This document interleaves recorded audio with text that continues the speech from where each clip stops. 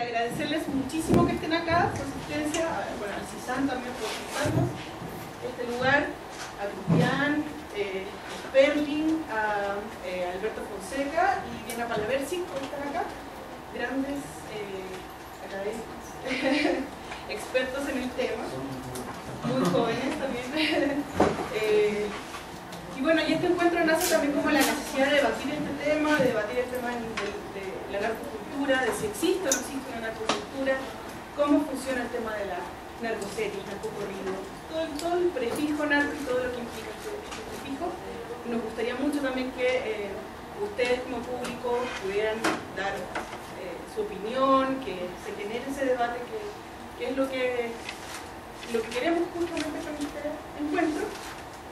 Vamos a inaugurar la primera mesa con ellos y muchas gracias nuevamente por estar acá.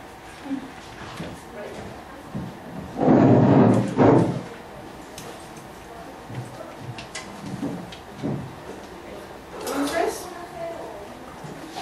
primero va a presentarnos su ponencia que se llama El motivo de la familia y de regreso a casa en el lenguaje del pueblo de Daniel Sada, Cristian Sperling. Él estudió letras hispánicas, letras inglesas y estudios latinoamericanos en la Universidad de Münster. Münster. Un poco difícil. Cursó el doctorado en letras de la Universidad Nacional Autónoma de México, actualmente es profesor investigador de la Universidad Autónoma Metropolitana, de la Unidad Azcapotzalco. Entre sus campos de investigación se encuentra la narrativa mexicana y la relación entre literatura y otros discursos, sobre todo la correspondencia entre el discurso científico y la literatura, así como la comunicación sobre la violencia en la creación literaria.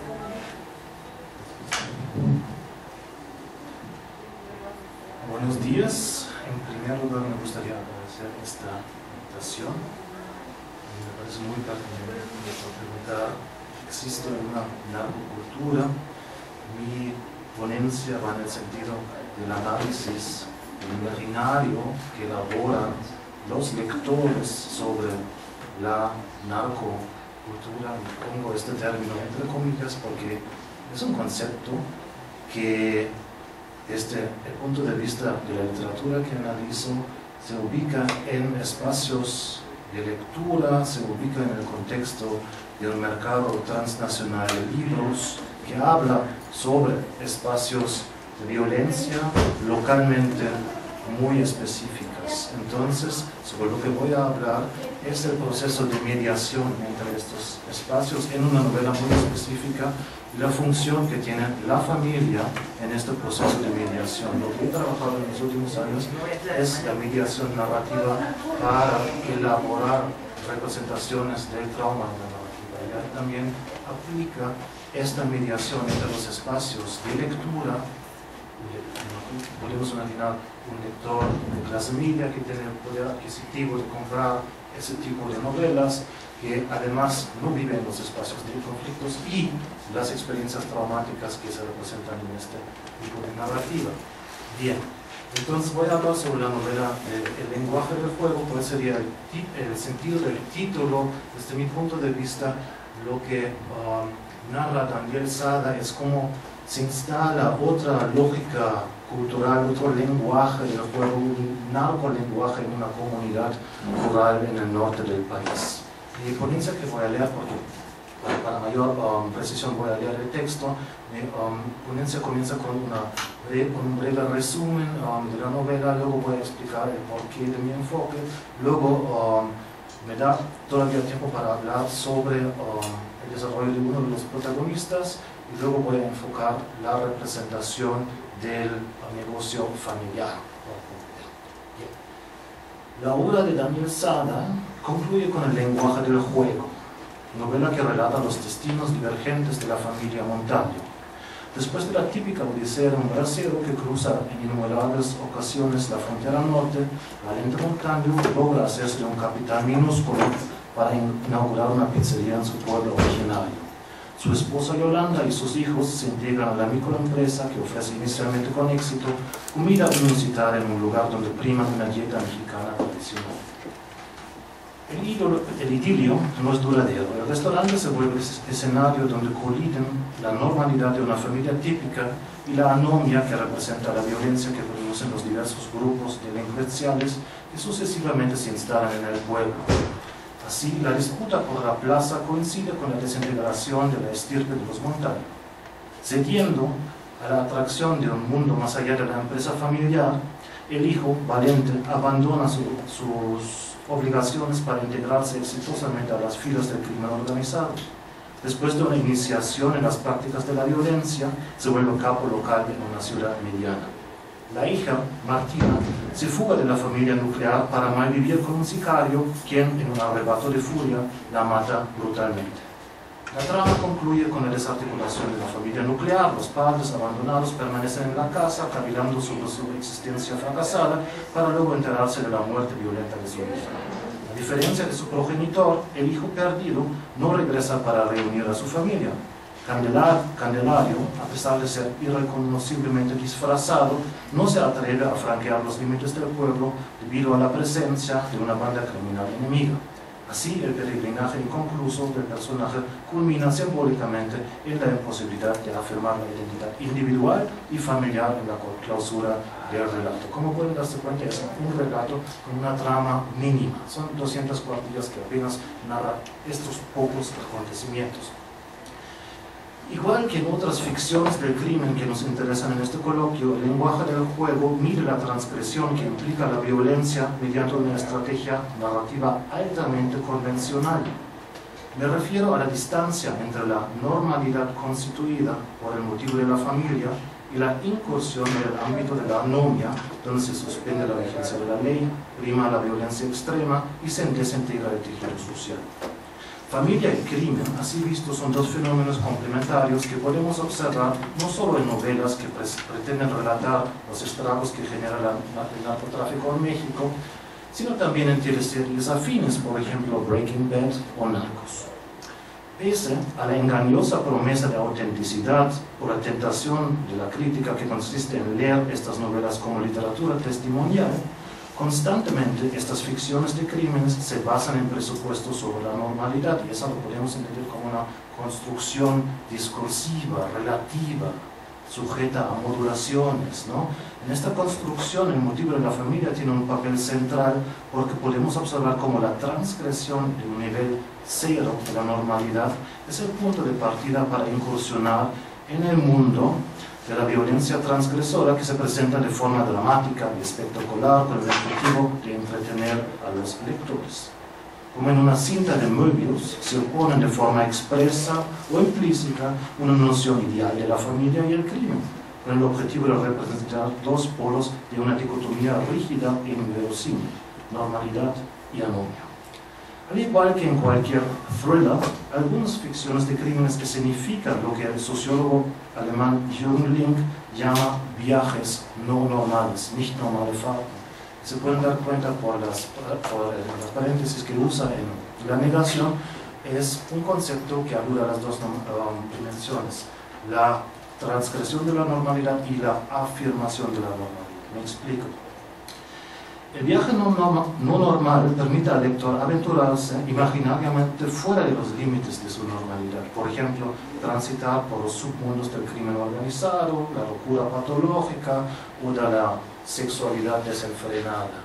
Al tiempo que regresa de modo seguro y ileso al recinto de su normalidad, misma que se reafirma después en el acto de la lectura. Es decir, estos referentes, sexualidad, crimen, locura, por supuesto, son dispositivos que consolidan discursivamente normalidades. El thriller justamente juega con la transgresión y basa su propuesta de entretenimiento en la transgresión de estos ámbitos.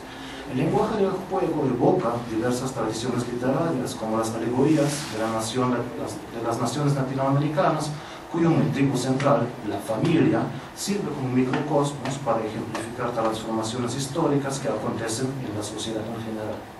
Por otra parte, la escisión de la historia familiar en un hijo que se integra en una organización criminal y una hija cuya aspiración a la independencia lleva a la ruptura con la familia y culmina en una muerte violenta, corresponde a alternativas contenidas en el acervo de la literatura occidental para descendientes indóciles. la constelación familiar en la que los hijos violentan simbólicamente a las convenciones del orden social vigente representado por los padres, puede indicar la irrupción de un nuevo orden o concluir reafirmando el orden vigente. De acuerdo con Peter von Matt, es un crítico suizo que escribió un libro sobre la representación de la Biblia, de la representación de la familia desde los tiempos bíblicos hasta la posmodernidad y analiza las constantes y la función del tópico de la familia. De acuerdo con Peter von Matt, dichas historias familiares se basan en un pacto moral entre texto y lector, un pacto que vincula forma y contenido, así como la concepción estética del texto y sus condiciones de recepción, porque la lectura únicamente causará placer si el lector está de acuerdo con las normas afirmadas o cuestionadas.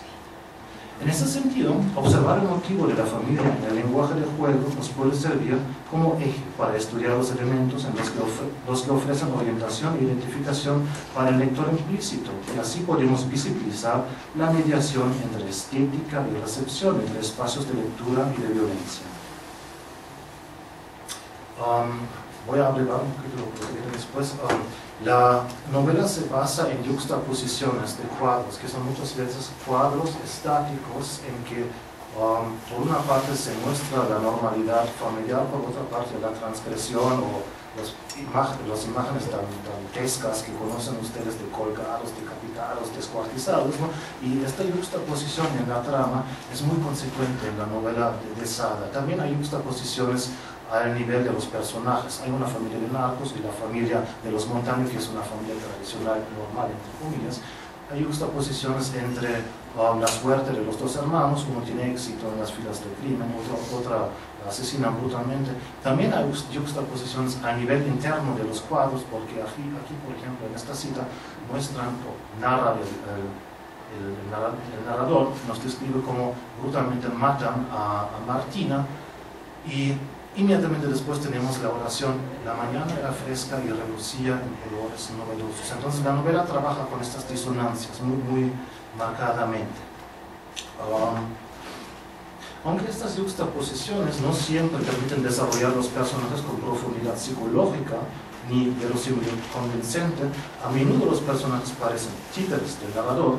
Estas juxtaposiciones son sintomáticas de un viaje no normal, donde la anticipación y transgresión de las expectativas del lector sirve como mediación entre construcciones de la normalidad familiar y la anomia criminal.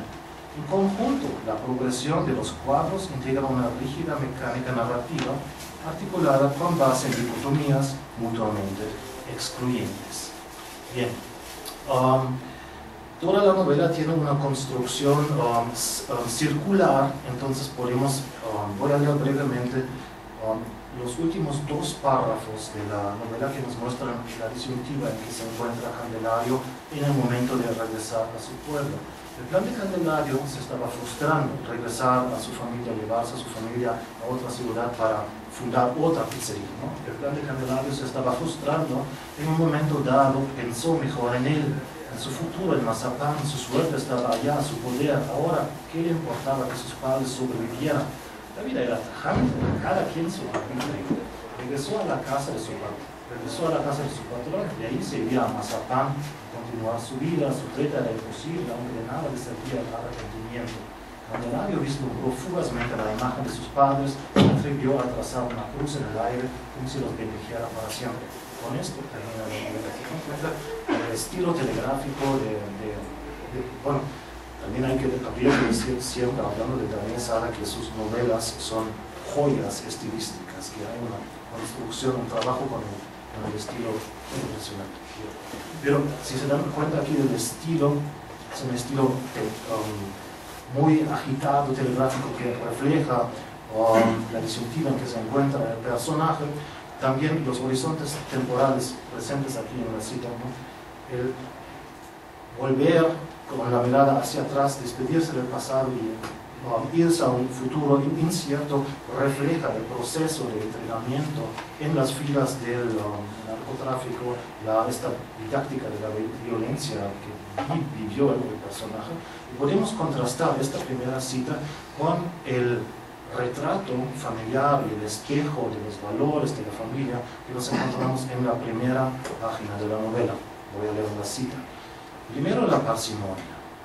Sentado en un sofá, anchuroso y sabiéndose dueño de su casa, Valente Montaño miraba a través de un ventanal las disposiciones del campo. Minutos más tarde, invitó a su esposa Yolanda y a sus hijos Martina y Candelario a que se le hiciera compañía. La señora se sentó a su lado, mientras que sus hijos se mantuvieron de pie durante un buen rato.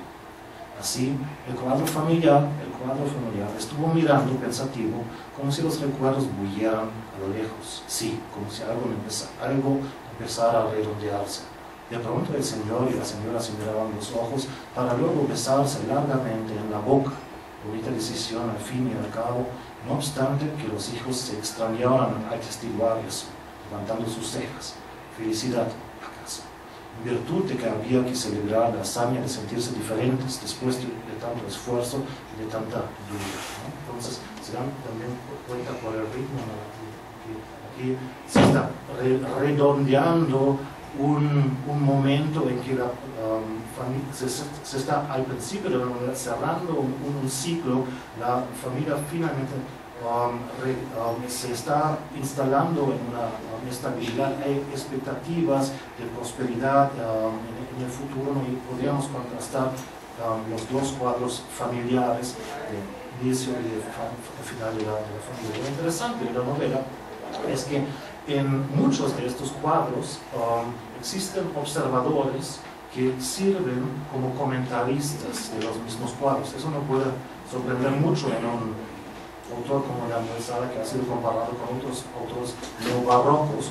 Hay siempre un juego con la mirada, y una de las hipótesis de mi trabajo es que esta mirada de los personajes dentro de los cuadros sirven para indicaciones al lector implícito de la obra, sirven para ubicar al lector implícito y sirven para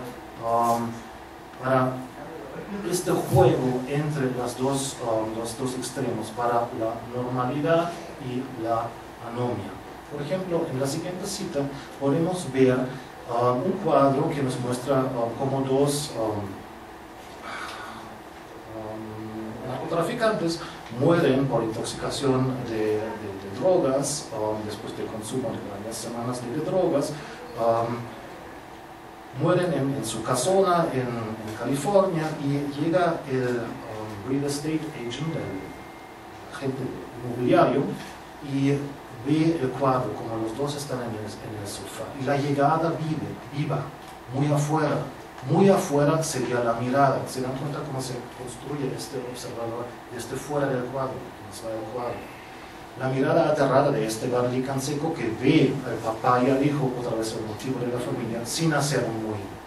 Caras duras caras que se quedaron viajando, se perdieron, y ahora sus cuerpos son los troncos desechables, inservibles, cadáveres drogados, tal vez con pensamientos llenos de garabatos. Entonces aquí otra vez se conjugan estos motivos, y también está la mirada del observador. Estos comentarios implícitos en el dibujo de las escenas también los podemos ver en las reacciones que tienen los personajes. Por ejemplo, en el siguiente cuadro lo que vemos es después del rito de iniciación, Candelario, el hijo, es obligado a asesinar a sangre fría a un pastor con su rifle de asalto.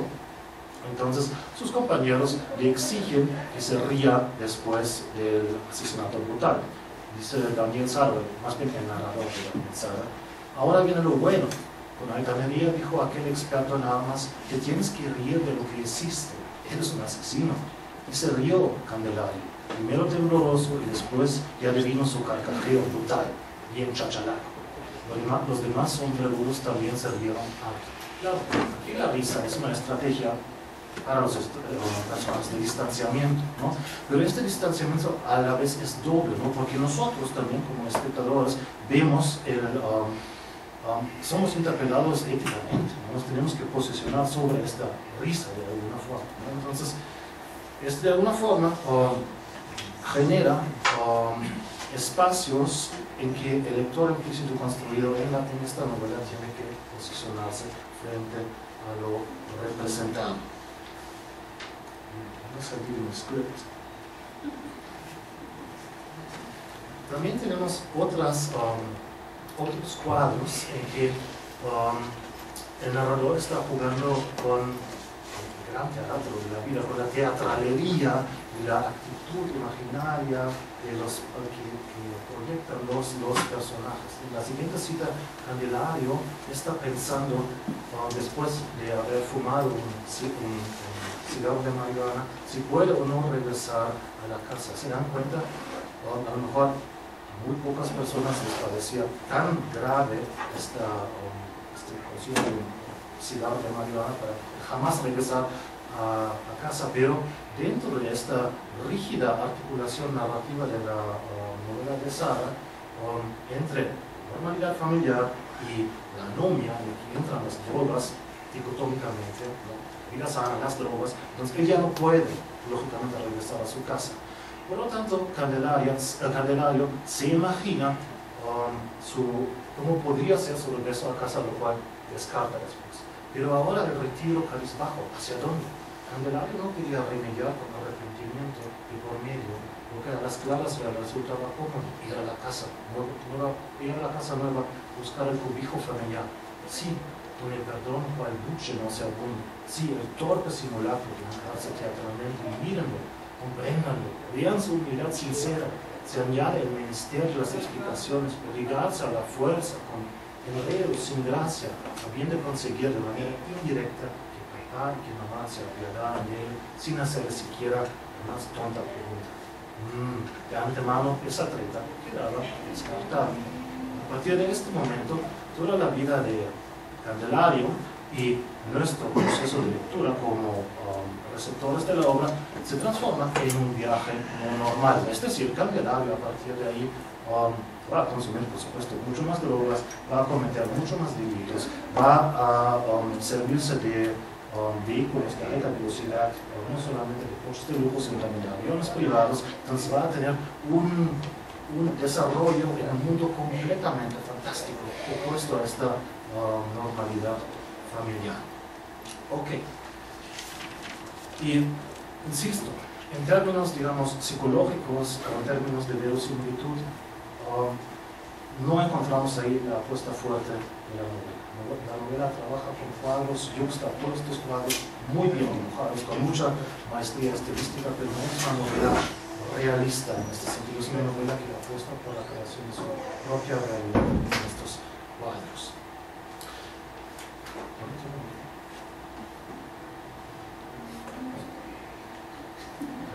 Al final, entonces.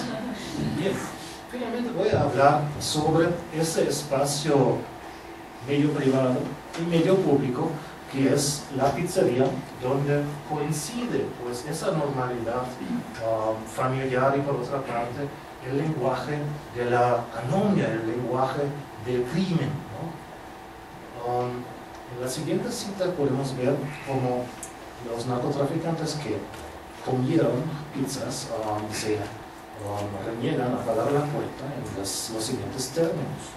¿A poco nos vas a cobrar, hijo de tu puta madre? Y agregó, ¿qué es lo que quieres? Que te meta 2 plomazos. Valiente, Valiente se quedó mudo atónito. Notaria inmovilidad de estatua. Estatuas también Yolanda y Martina.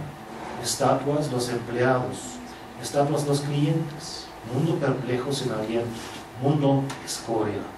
Ningún chasquido indiscreto. Parálisis mantenida hasta el momento mismo en que los sombrerudos abordaron su camioneta y arrancaban locamente. Y hubo temblor colectivo. La gente se fue retirando de la pizzería ya que desánimo. Algunos reproducían entre dientes lo escuchado. 2 plomazos, hijo de puta. Esos sellos de necios. Golpes manchas. Otros consolaban a Valiente tanto como a su esposa y a su hija. Esas tristes pasajeras. Entonces aquí tenemos prácticamente en una sola cita toda la concepción narrativa de la novela. Tenemos la colisión de 2 lenguajes, los que tienen cursivas, los primeros 2 renglones, y la normalidad que se transforma casi en una éfrasis, casi en una constelación de estatuas, para también, que es una transfiguración del estado de shock, ¿no? de la falta de responsividad frente a lo que está sucediendo. Y en segundo plano tenemos a los observadores de este cuadro, los comensales que comentan el cuadro, ¿no?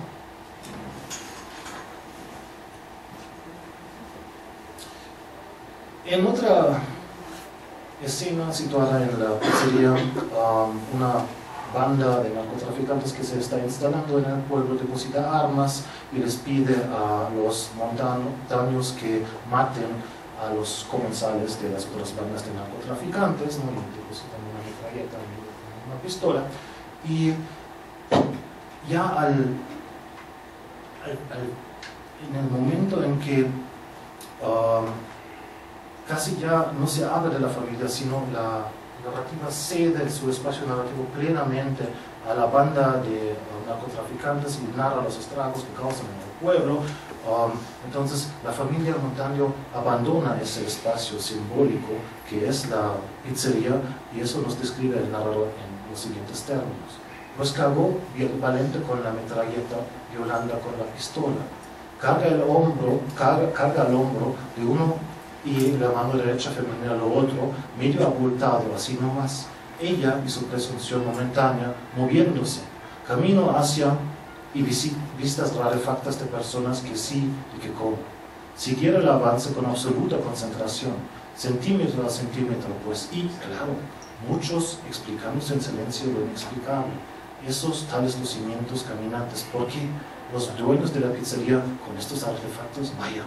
Luego las sombras de la tarde más y más tendidas, luego los fragmentos de cuerpos, dos nada más, desmoronándose, desapareciendo, pequeños bullentes, pruebas de derrota más o menos. Entonces aquí también otra vez tenemos el motivo de la desarticulación de una realidad, de una normalidad, de una realidad familiar frente a la irrupción de la anomia, y tenemos otra vez los observadores cuyas miradas nos sirven como una especie de comentario sobre el cuadro que se está mostrando. Ahora, para concluir, ¿para qué nos sirven este tipo de observaciones? Yo creo que una novela como El lenguaje del juego, leerla en clave referencial, no nos arroja mucho. Es un trabajo artístico con cuadros, como he mostrado, que generan su propia realidad, y la propuesta es juxtaponer estos cuadros.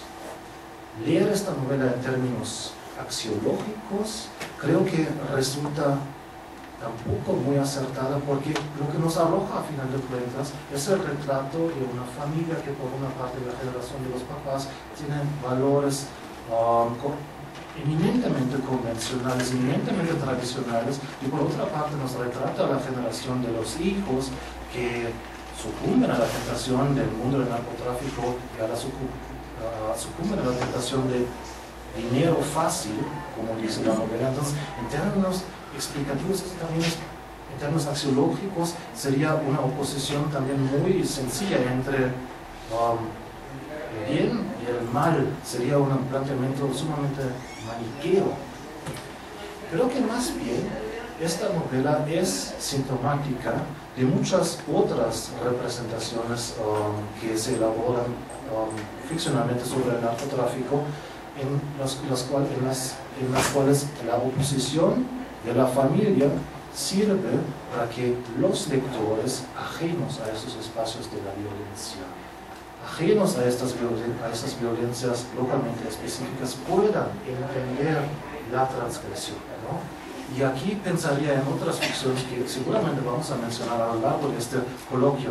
Si piensan en la propuesta de cómo se construye el humor en Fiesta en la Madriguera, esta distancia que se necesita para generar la ironía, para generar el humor negro en Fiesta en la Madriguera. Si piensan en una narración cinematográfica como El Infierno, si piensan en novelas como Nostalgia de la Sombra, como La Narcocumbre, La Doble Vida de Jesús, 4 muertos por capítulo, siempre figura motivo de la familia, también puede ser una narcofamilia, pero también para entender qué es una narcofamilia siempre tenemos en mente qué es una familia nuclear, qué es nuestro ideal de la familia, para entender cuál es la transgresión que nos propone la novela. Entonces, mi propuesta de lectura sería estudiar esta mediación de las novelas entre espacios de lectura y espacios de violencia, entre violencias localmente específicas y el mercado donde se están comercializando estos proyectos. En este sentido, muchas gracias por su atención.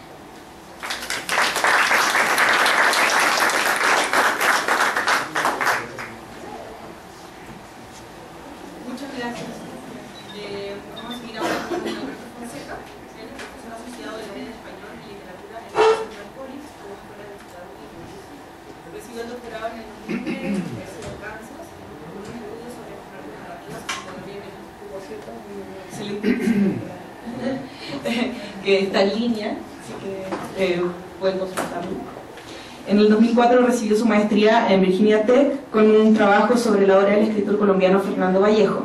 Realizó sus primeros estudios literarios en la Universidad Nacional de Colombia con sede en Bogotá. Ha publicado artículos sobre la narconarrativa y sus investigaciones más recientes se ocupan de las conexiones entre violencia, desplazamiento y poder en la literatura latinoamericana contemporánea. Y su ponencia de hoy se titula La mirada desde el centro, el letrado y la nación en el testigo de Juan Villoro. A mí también muchas gracias por la invitación. Creo que es mejor hablar fuerte que utilizar tal vez. Entonces... Lo que pasa es que si no, no se puede grabar, lo están grabando. Ok. Bueno, voy a pedir que le bajes. Sí. Voy a trabajar la novela de Juan Villoro, El Testigo. Un tema que me interesa a mí es el tema del letrado. Lo que conocemos sobre la narrativa sabemos que en Colombia y México este personaje, el letrado, es un personaje típico de la narrativa. Quisiera pronto abrir la discusión sobre cuál es el papel de los intelectuales frente a la realidad del narcotráfico. Una parte importante de la producción cultural mexicana de finales del siglo XX y principios del siglo XXI responde a las dinámicas y contradicciones sociales que generan el narcotráfico. Obras literarias diversas dialogan con este fenómeno de alcance global, subrayando entre otros la cultura del dinero fácil, el poder de los carteles y la posición de varios personajes frente al tráfico de drogas. El narcotráfico empezó prometiendo riquezas y empleo.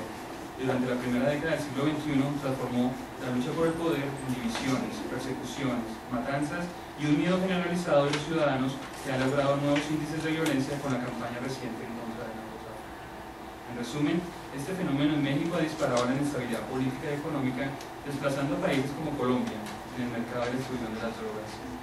La narconarrativa mexicana en la primera década de este siglo explora las diferentes ideologías que subyacen a este fenómeno y también, gracias a su éxito comercial, provoca discusiones culturales con respecto a la literatura que se produce tanto en el norte como en el centro de México. La polémica más importante sobre la narconarrativa y su ubicación surgió a raíz de un artículo del crítico Rafael Lemus, publicado en la revista Letras Libres. Este es un tema conocido, ¿no? Pero me parece que la discusión todavía continúa. En su artículo Balas de Salva, Notas sobre el narco y la narrativa, Lemus critica el realismo de la narrativa mexicana, su costumbrismo minucioso y las tramas populistas que la caracterizan. Para Lemus, en resumen, las narconarrativas persiguen una fórmula fácil: se explota un tema y se hace un comercio. Esta actitud crítica hacia la narrativa tiene su contracara en la réplica que el novelista Parra tuvo un mes después en la misma revista. En su artículo, considera que la realidad política y social de México hace el narcotráfico un contexto cada vez más necesario en la narrativa mexicana, especialmente en la del norte, gracias a su especial ubicación geográfica. Lo que desconocen es que desde el centro del país se están escribiendo narconarrativas novedosas que reactualizan los diferentes cambios que ha traído el tráfico de drogas. Para escritores reconocidos como Juan Villoro, Bernardo Fernández, de Ciudad de México también, Javier Velasco, de Ciudad de México también, entre otros, el narcotráfico ha afectado todo el tejido social mexicano y es imposible imaginarlo a una ubicación geográfica específica. La novela El Testigo de Juan Villoro participa de esta corriente de textos que busca establecer desde la ficción las causas del resquebrajamiento moral y político de México. Por una parte, la trama explora el impacto en la vida cotidiana de la cultura del dinero fácil, tanto en el norte como en el centro del país. Por otra parte, la novela pone en juego un mecanismo que nos permite como lectores aproximarnos a las diferentes posiciones que ejercen los intelectuales frente a su realidad política y cultural. Para el personaje principal, Julio Valdivieso, México está experimentando un periodo de transición y la inclusión de la narcocultura en la vida diaria mexicana.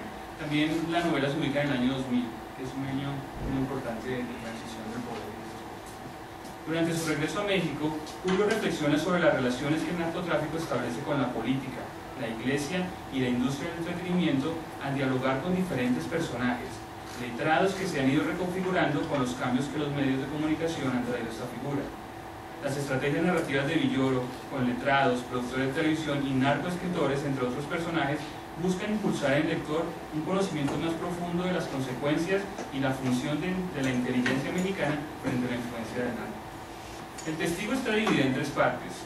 La primera parte, posesión por pérdida, tiene un narrador en tercera persona que señala el regreso del protagonista a México después de un exilio voluntario en Europa. Julio es un profesor universitario que decide pasar un año sabático en México investigando la vida del poeta Ramón López Velarde. Al regresar, recibe la visita de un amigo de la facultad que lo invita a participar en un proyecto televisivo, una telenovela sobre la cristiada. Este encargo lo lleva al norte, a reconstruir la historia de la región y la de su propia familia. La segunda parte, la mano izquierda, revela que la financiación del proyecto de la telenovela es parte de una operación de lavado de narcotráfico. La tercera parte, el tercer milagro, narra el interrogatorio que tiene Julio con un judicial y el conocimiento de que la zona donde va a ser filmada la telenovela, su antigua hacienda familiar, es parte del cartel de Juárez. Al final, Julio se escapa a un lugar alejado de la civilización y vive en un estado casi mítico, con una mujer que encuentra en una de sus excursiones por el desierto. El aspecto dinámico de la novela es la posición que el personaje principal sostiene frente a las nuevas condiciones generadas por el narco. El poder de los carteles de la droga, la fe cristiana, su propio trabajo como profesor de poetas olvidados latinoamericanos lo convierten en un testigo muy peculiar de las fuerzas que dominan la cultura y el poder en México. La figura del letrado en esta novela es el eje conector que mejor expresa la influencia que tiene tanto en la esfera pública como privada los individuos. En el testigo existen varios letrados que se posicionan de manera diferente en el campo cultural y cada uno, poeta, profesor de literatura, escritor del narco, comprueba la ambivalente relación que los intelectuales tienen con la realidad mexicana. Como Ángel Rama apunta en su libro La ciudad letrada, la historia de Latinoamérica siempre se ha caracterizado por la relación que los centros urbanos, en los que el poder y el capital se congregan, han tenido con la inteligencia criolla. Para Rama, los letrados han ejercido un papel organizador en la formación de los discursos nacionales latinoamericanos y han establecido una relación ambivalente con el poder. Unido a Rama, en The Decline and Fall of the Letter City, Gianfranco recoge la figura del letrado y añade una nueva configuración en el contexto de la Guerra Fría y su influencia en el continente latinoamericano. Para Franco, los letrados en los años 60 han redefinido su papel tradicional a través de discursos y artículos periodísticos que los posicionan como moderadores y evaluadores de la realidad contemporánea. Para finales del siglo XX, el neoliberalismo y la transformación social y cultural que trae el narcotráfico a Latinoamérica redefine a los letrados como neoletrados, que se ubican en una posición marginal en un mundo que ha sucumbido a la lógica del dinero fácil. Del mismo modo, la heteroglosia de la novela nos acerca a las diferentes posiciones que rodean la relación entre la ciudad del narco y la ciudad letrada. Julio Valdivieso, un historiador literario, y Constantino Portela, un escritor de narconarrativas, serán los testigos más eficaces de la contaminación que el nuevo credo ha creado en la sociedad. Julio es heredero de una tradición que busca la cultura tradicional y que ve en los poetas olvidados los verdaderos bastiones de la cultura de la civilización. Por su parte, Portela es el escritor bestseller, que une al texto su propia imagen de escritor comprometido con la realidad del país. Cada uno de estos personajes señala a su vez una posición frente a la producción cultural del narco. Julio desconfía al principio de Constantino y su capacidad crítica para terminar señalándolo como una parte clave para comprender su contexto histórico y social. De esta manera, el texto de Villoro legitima la narrativa y la une a una serie de textos que se han ocupado en presentar las grandes transformaciones que ha experimentado México. En ese sentido, la novela de Villoro es como una novela total. Como que quisiera hacer esta novela de la revolución, pero hablando del narco también. Entonces, en ese sentido, me parece que no cumple ese objetivo, pero al menos Villoro siente la necesidad de tener ese intento de crear una novela total.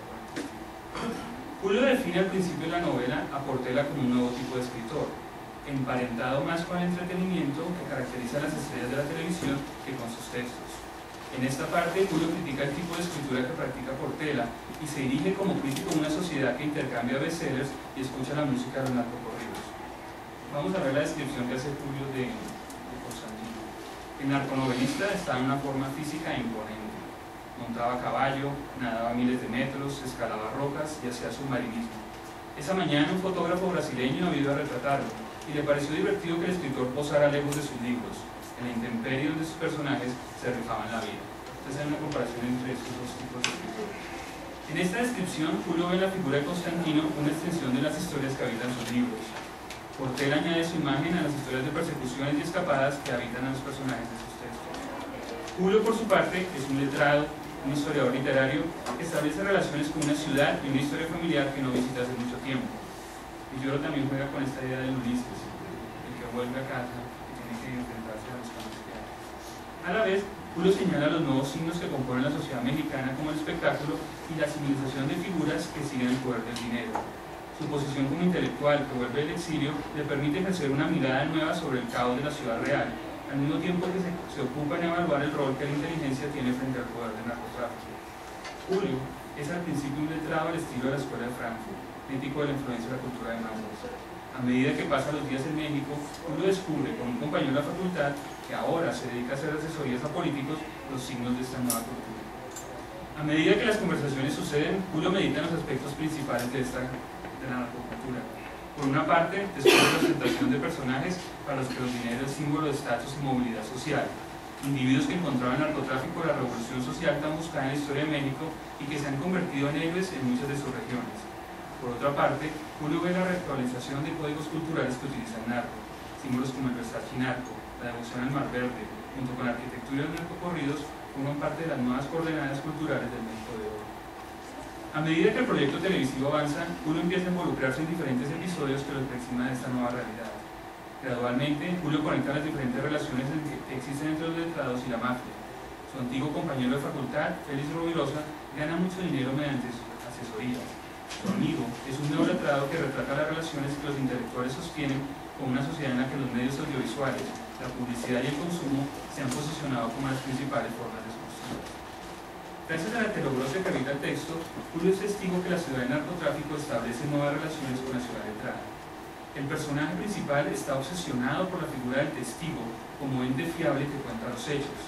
A medida que Julio se interna en México, recibe diferentes puntos de vista y diferentes interpretaciones de la realidad nacional.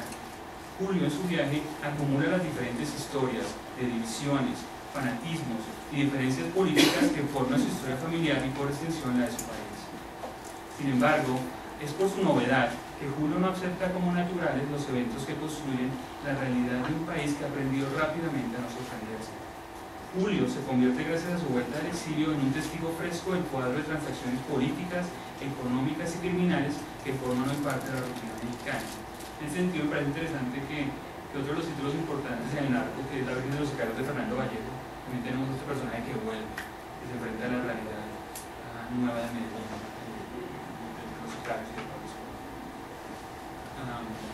En una entrevista, Villoro señala la importancia de esta figura del testigo en la construcción del texto.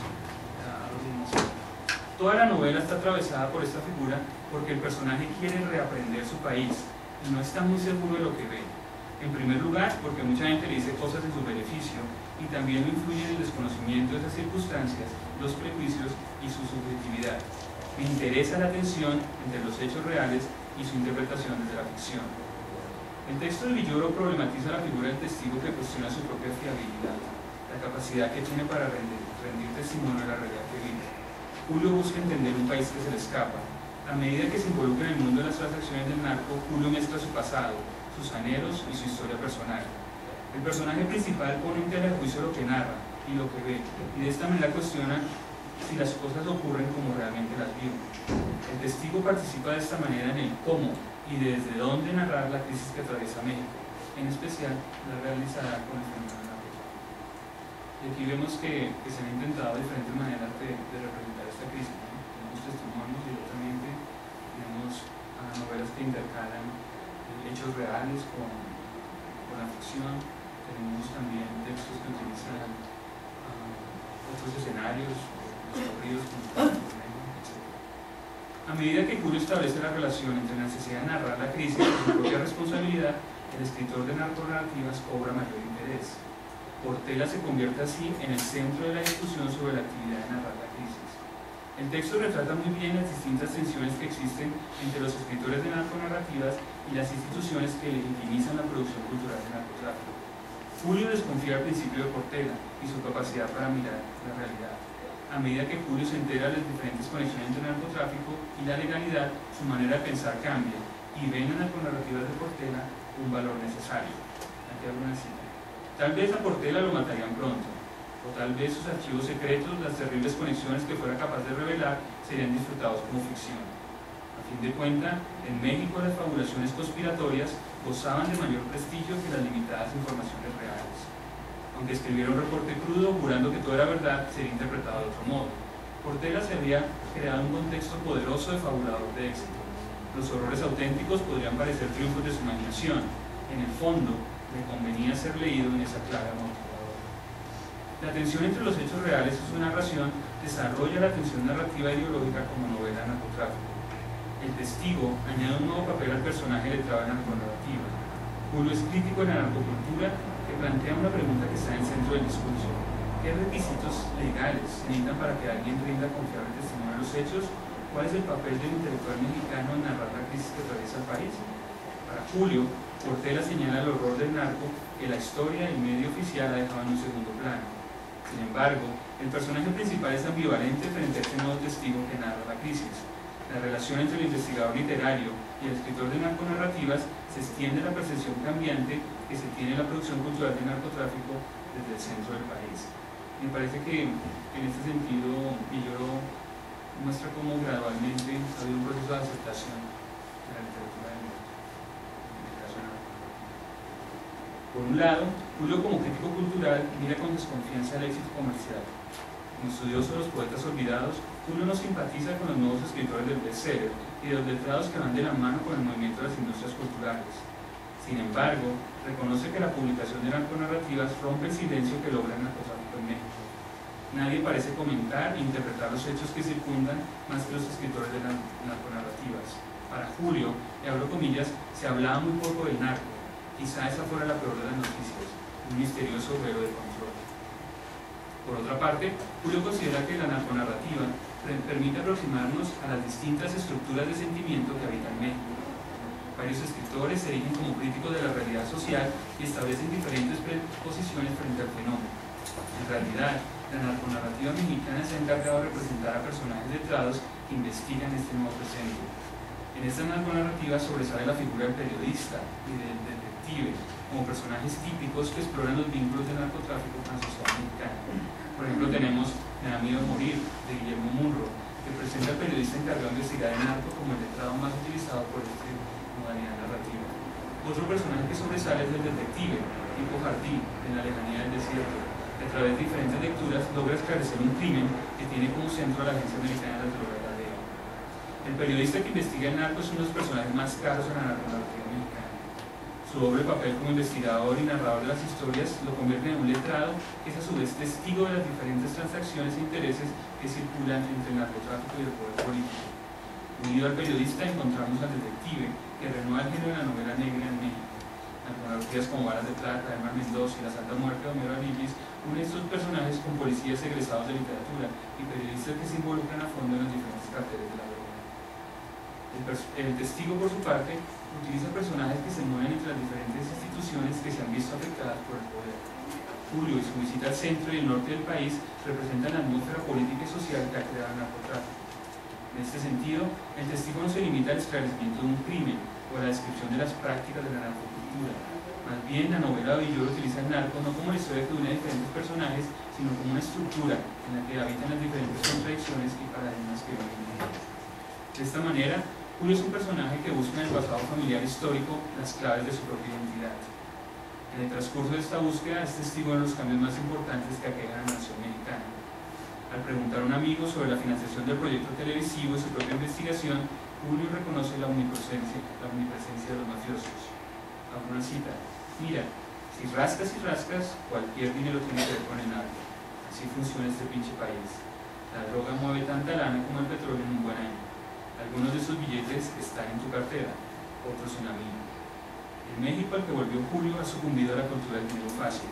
La economía de los pueblos y la ciudad mexicana se ha visto contaminada con la capacidad adquisitiva del tráfico de drogas.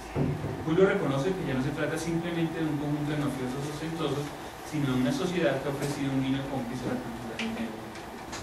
El testigo retrata de esta manera la influencia nefasta que el narcotráfico ha tenido en la sociedad tradicional. La cultura del dinero fácil ha influido en la manera como los jóvenes perciben el futuro y el trabajo.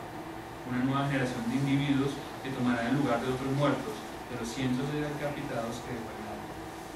El texto, en su aspecto más radical, señala las diferentes negociaciones ideológicas que establece el narcotráfico con la sociedad tradicional.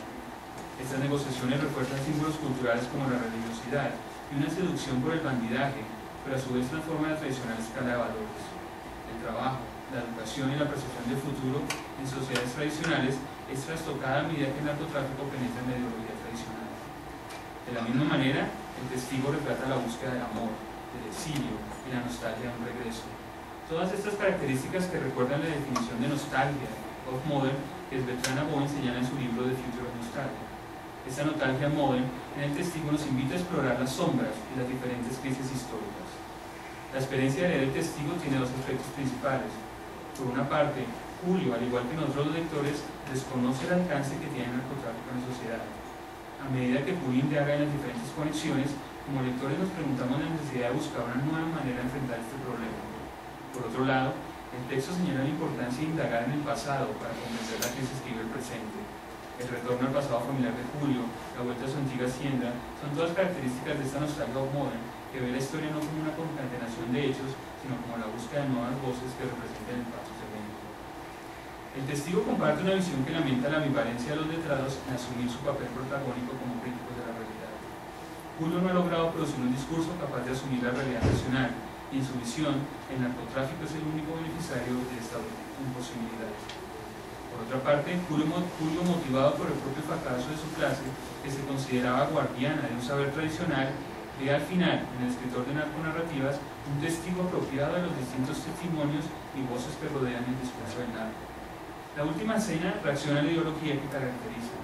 En contraste con la cultura del dinero fácil, los elementos de la novela promueven otra resistencia, el sueño del amor, la búsqueda de la poesía. En la parte final, Julio busca refugio en Ignacia, una mujer que vive fuera de la historia y que se presenta como una metáfora redentora de una nación salvaje y moderna al mismo tiempo. Julio, al escapar de la civilización, escapa también de su crisis, evocando cierto triunfo de un mundo fuera de la historia oficial. También, esta escena final es al mismo tiempo una vuelta a la poesía del arte, en su poema Suave Patria, en el que el agua sabe a China. El testigo de una visión de la realidad del norte y del centro de México unida al fenómeno narcotráfico. Julio testifica la influencia que esta ciudad inflige en la ciudad letrada.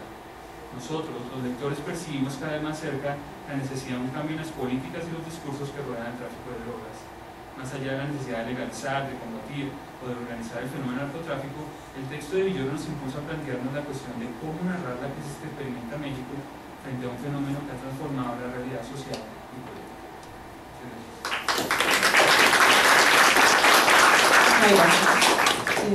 Diana Palaversic nos toca ahora. Ella es profesora en la Escuela de Humanidades y Lenguas en la University of South Wales de Sydney, Australia. En los últimos años su investigación se ha centrado principalmente en México, particularmente en la producción cultural en la frontera norte. Es autora de los libros Silencio, Voz y Escritura en Eduardo Galeano, de Macondo a Mac Hondo, Senderos de la Posmodernidad Latinoamericana, y de numerosos estudios académicos sobre literatura latinoamericana. Ha sido entrevistada sobre su trabajo por medios internacionales, tales como Milenio, Reforma y Frontera en México, por los canales RCN y Caracol en Colombia y The New York Times en Estados Unidos. Su ponencia se titula El boom de la narconarrativa y contrabando de Víctor Hugo Rascombanda como la obra maestra del género. Gracias también por esta invitación, que felizmente coincidió con mi estancia en México, si no hubiera sido bastante difícil venir de Sydney para este coloquio. Entonces, lo que quiero decir, mi campo es, tal como dijiste, literatura del norte de México, uno de los campos. Mi interés en la narcoliteratura es casi tangencial en este sentido, pero he publicado varias cosas sobre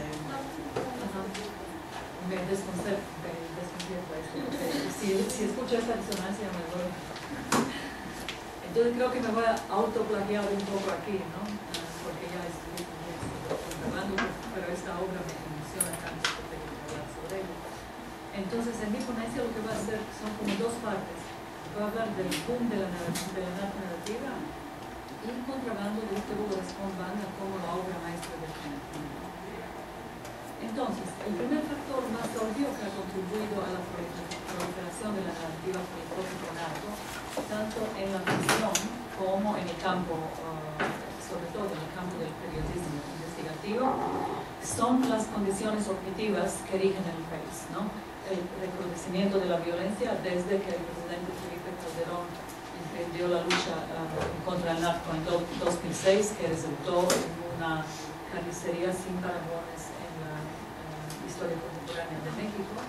Y el segundo factor más obvio también es en este proceso de proliferación, si se quiere, de la narrativa y la incorporación del tema narco en el mainstream cultural mexicano es sin duda el mercado literario, es decir, el papel que han jugado las editoriales transnacionales como Random House, Mondadori, Planeta, Alfaguara, se andan comiendo todo el rato una a otra, así que no sé quién pertenece a quién, y las cuales en su perenne búsqueda de tópicos vigentes que venden en el mercado local y transnacional, alentaron la hiperproducción de la narconovela mexicana, tal y como lo habían hecho anteriormente en el caso de la literatura colombiana con el mismo tópico. Me van a perdonar que me quedo sin aire aquí porque la altura me afecta y siento que mi corazón así va. Entonces tengo que slow down.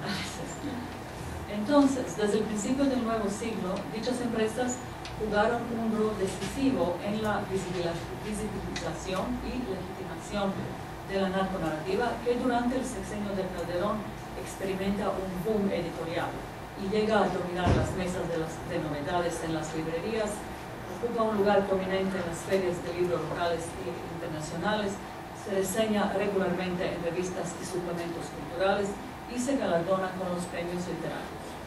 Cabe señalar que los conglomeratos editoriales contribuyeron también a la conversión de la narconovela de una modalidad literaria regional, es decir, la que se publica en pequeñas editoriales locales, se lee y se disemina únicamente en su región y con virtualmente nula distribución en el resto de la República, en una modalidad literaria desterritorializada, practicada ya no solo en el norte, sino también a lo largo del país, y allende, donde el tema narco ha sido abordado tanto por los autores consagrados como por los emergentes.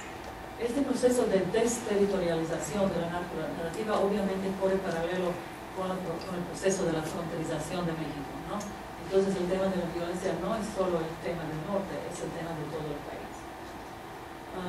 Es importante señalar que el involucramiento de las editoriales transnacionales en la producción y promoción de la narconovela han tenido un impacto adicional sobre el antiguo carácter antihegemónico y contestatario de la misma. Mientras que en la década de los 80 y los 90 del siglo pasado, la narconarrativa se gesta como un discurso regional antihegemónico. Esto se evidencia, por ejemplo, en los textos de los sinaloenses como Elmer Mendoza, sus primeros textos que son Cada respiro que tomas y Buenos muchachos, Leonidas Alfaro, Tierra Blanca, César López Cuadra, Castro Bojorques, el sonorense Gerardo Cornejo o Juan Justino Judicial, como también en las piezas teatrales del chihuahuense y Víctor Hugo Respond-Banda. No obstante, la producción literaria posterior que surge durante el boom de la narconarrativa en su mayoría no tiene esta explícita intencionalidad política que caracteriza las obras mencionadas. No dije que no la tienen en absoluto, dije solo en una buena parte de estas obras, ¿no?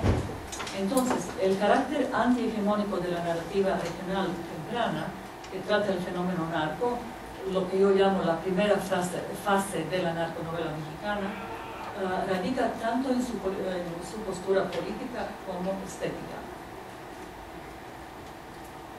En cuanto a lo político, esta narrativa explica cómo y por qué se hace uno narco en condiciones de abandono y pobreza que rigen en los espacios rurales del norte, donde se desenvuelven mayormente las tramas de estas obras que ahora cité. Además, esta narrativa denuncia la existencia de una relación simbiótica entre el narcotráfico y todas las instancias del gobierno, décadas antes de que el discurso oficial aceptara públicamente este hecho. Esto no es ninguna novedad ahora, pero en los 80s no se hablaba de esto, ¿no?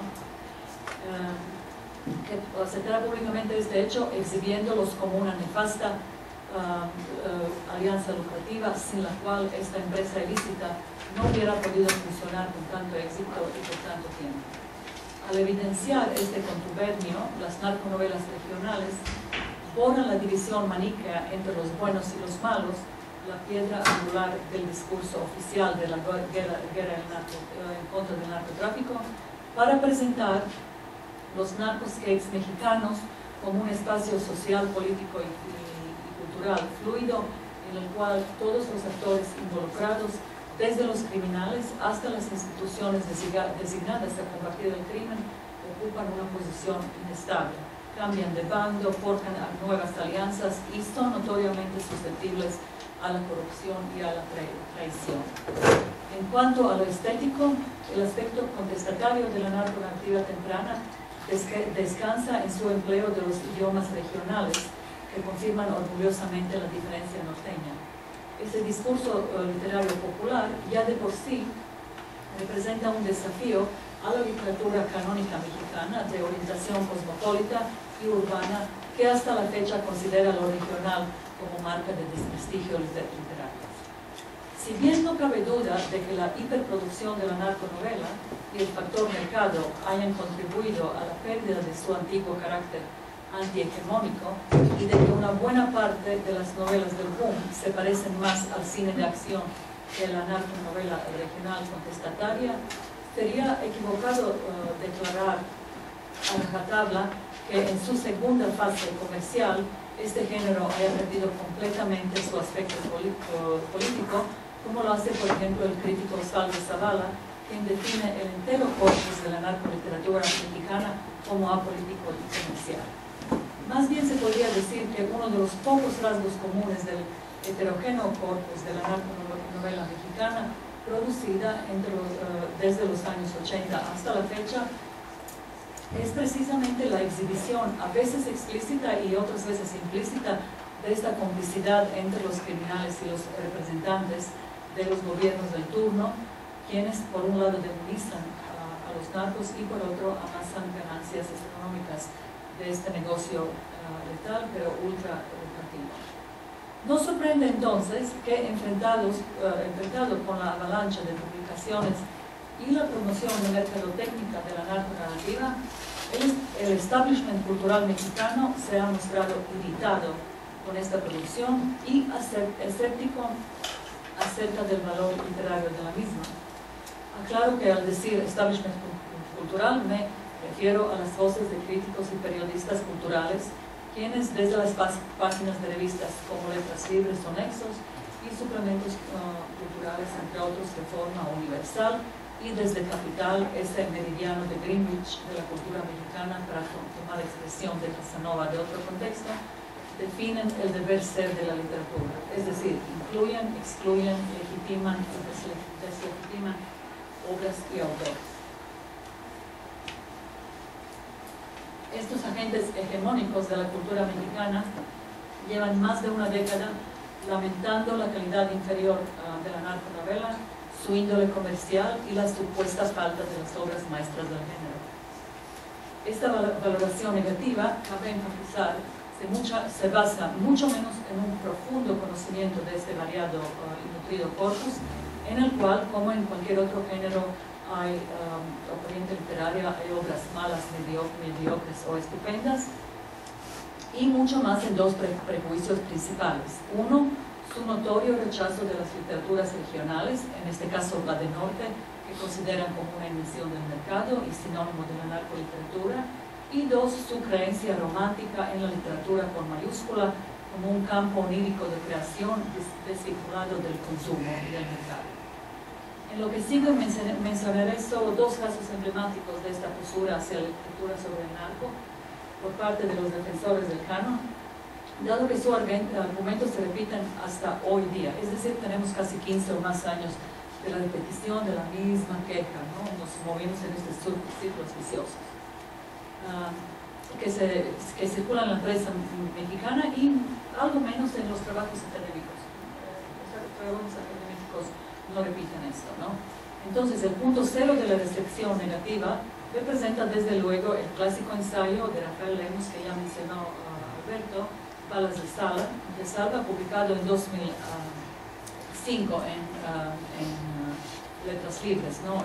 La revista del establishment cultural por excelencia.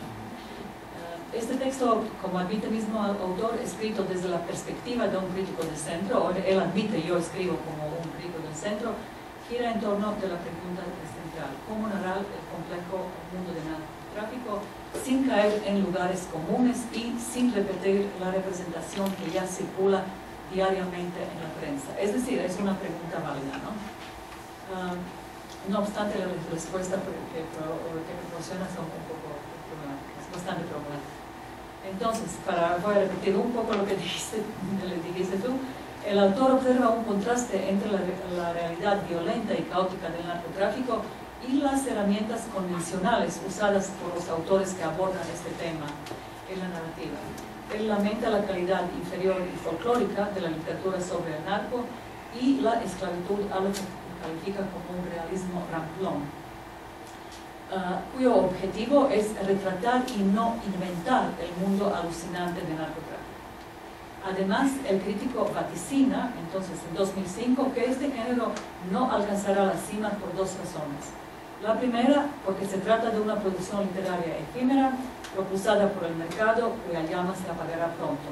Otra, porque, como señala provocativamente, haciendo gala de su desprecio de la literatura del norte y sus autores, y cito: el narco puto caos no es narrable, especialmente no por los escritores del norte, ninguno de los cuales posee recursos para captar el desorden con una prosa bruta. Para él, lo máximo de la literatura en realidad es ejemplo de la literatura argentina, ¿no? Y creo que Fernando Vallejo es la obra maestra, la Virgen. 5 años después del ensayo de Lemus, y ya en el pleno boom de la narrativa, el crítico literario más influyente de México, creo que por lo menos todavía es más influyente, que es Christopher Domínguez Michael, en Reforma de 2010, lamenta en unísono con Lemus y decenas de otros críticos la ausencia de la gran obra de narcotráfico. Domínguez señala que es poco probable que surja una escuela de la narcoliteratura mexicana e indica que la prosa depurada y lírica de Yuri Herrera por lo pronto representa la cumbre de esta narrativa. El crítico propone Trabajos de Reino y Señales que precederán el fin del mundo como dos novelas que, por la calidad de su propuesta literaria, sobrevivirán el paso del tiempo, a diferencia de las noveluchas prescindibles que irán perdiendo toda relevancia cuando se hable de México en los tiempos de las guerras del narco. Si bien concuerdo con Domínguez Michael en cuanto al indudable valor estético del trabajo de Herrera, no hay ninguna duda que el lenguaje poético que emplea y la manera en la cual reconstruye este mundo es excelente. No obstante, no comparto su opinión de que las novelas de este autor representen el punto culminante y el fin de la trayectoria de la literatura mexicana sobre el narco. Por muy rara o muy radical que parezca mi propuesta, creo que la narconarrativa mexicana alcanzó su cumbre mucho antes del boom, de que empezara el boom editorial, es decir, en esta primera fase regional que mencioné ante la narconovela, cuando el dramaturgo chihuahuense Víctor Hugo Rascón Banda escribió en 1991 su novela Contrabando, ¿no? Él tiene una obra de teatro y también en 1991 escribe esta obra que para mí sigue siendo una obra maestra del género, hasta la fecha insuperada tanto ética como estéticamente, y la cual, dicho sea de paso, autoplanteándome a mí misma todo el tiempo ando promoviendo incluyendo desde su publicación en 2008 por Planeta. Entonces, galardonada con el premio Juan Rulfo en 1991, entonces recibe un premio, ¿no? Pero inédita hasta su publicación por Planeta en 2008, tras la muerte prematura de Rascombanda, esta conmovedora y hondamente sentida novela aparece en el pleno auge de la narcoviolencia, cuyas dimensiones épicas el escritor había anunciado proféticamente casi 2 décadas antes. En Contrabando, el autor demuestra una profunda postura ética hacia la materia narrada, que brilla por su ausencia en el nutrido cuerpo de la narrativa mexicana, o digo, obviamente hay obras en las cuales que tienen otro tipo de acercamiento, pero por lo general es problemático. De esto podemos hablar luego.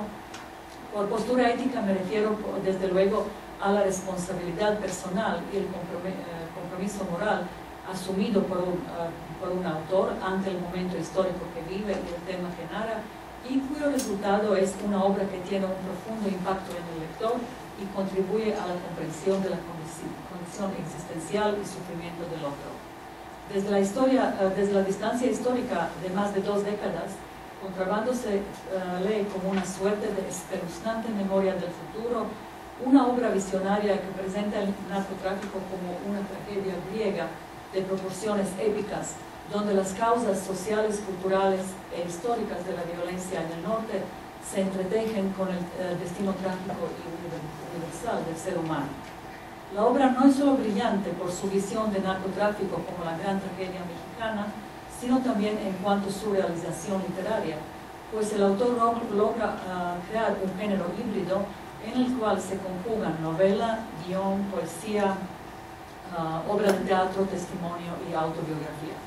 La suma de todos estos géneros le permitió plasmar desde diferentes estilos y ángulos narrativos los múltiples efectos del narcotráfico que han cambiado para siempre la vida en la Sierra Ahumada, escenario donde se despliega esta novela. Enmarcados por una fatalidad rulfiana y patos poético, las historias y decenas de testimonios se cruzan y conectan. La última frase de cada capítulo abre el relato de un escenario en el próximo, dando una cohesión perfecta al conjunto. Contrabando se construye como un texto polifónico, desde cada capítulo como si fuera una tumba solitaria en Comala, habla un alma en pena que cuenta su historia y pide en vano justicia o venganza. Este es el caso de Damiana Caraveo, una mujer muerta y vida, como dice Rascombanda, que aparece en un camino de terracería en la oscuridad de la noche frente a un carro en que viajan Víctor Hugo y su padre. Damiana pide que alguien cuente su desgarradora historia, la pérdida de toda su familia en la matanza del pueblo de Yapachi, llevada a cabo por los federales y no por los narcos, como afirma el discurso oficial, tras la cual ella misma termina torturada y encarcelada, injustamente acusada de ser cabecilla de una banda de narcos. Rascombanda devuelve la humanidad, el nombre propio y los rasgos particulares a cada personaje. De hecho, en la novela se construye como una serie de testimonios mediante voces como de varias decenas de personas, ¿no? Es increíble la cantidad de historias que él rescata allí. La microhistoria de cada hablante, reconstruida en una serie de testimonios magistralmente logrados, revela la macrohistoria silenciada de los pueblos del norte, históricamente más involucrados y afectados por el narcotráfico. El autor sitúa al lector en la primera fila del drama humano como testigo de la soledad y el abandono de un pueblo dejado a merced de los narcos, policías y el ejército, de las comunidades que parecen existir a espaldas de un país que durante demasiado tiempo ha ignorado la realidad del narcotráfico, descartándola como un fenómeno exclusivo del norte del país. Rascombanda forja la novela con trazos de realidad y elementos autobiográficos. Él mismo, oriundo del pueblo minero de Santa Rosa de Uruachi, en Chihuahua, aparece como protagonista en el papel que interpretó en la vida real. Aparece con su propio nombre, ¿no? Y de profesiones abogado, periodista y escritor. Es por su calidad de letrado que sus interlocutores, campesinos y otros personajes despojados y desprotegidos de su pueblo natal esperan les ayude a difundir públicamente las injusticias y los abusos sufridos a manos de narcos y policías, bandos que, como afirman varios personajes, vienen a ser uno mismo. Y ahora cito lo que dice Demiana, preguntándole a Víctor Hugo: ¿y tú eres narco?, me pregunta. Le contesté que no. Entonces eres judicial, afirmó con seguridad. ¿Por qué?, le reclamé. Es que miras igual que ellos, respondió. ¿Y de qué vives entonces? Soy escritor. Ah, mira nomás, escritor. Pues haz un corrido de lo que me pasó, para que el mundo sepa. Yo no hago corridos. Qué lástima, dijo. Como eres escritor, lo pensé, ¿no? Es interesante esto, sí. Como se puede inferir de este y otros momentos en la novela, el texto problematiza de manera autorreferencial dos asuntos clave relacionados con la representación del tema narco. Por un lado, la cuestión de la posición ética del escritor frente al material que presenta, y por otro, la búsqueda de un género literario idóneo para captar la magnitud del impacto del narcotráfico sobre la vida individual y colectiva del país.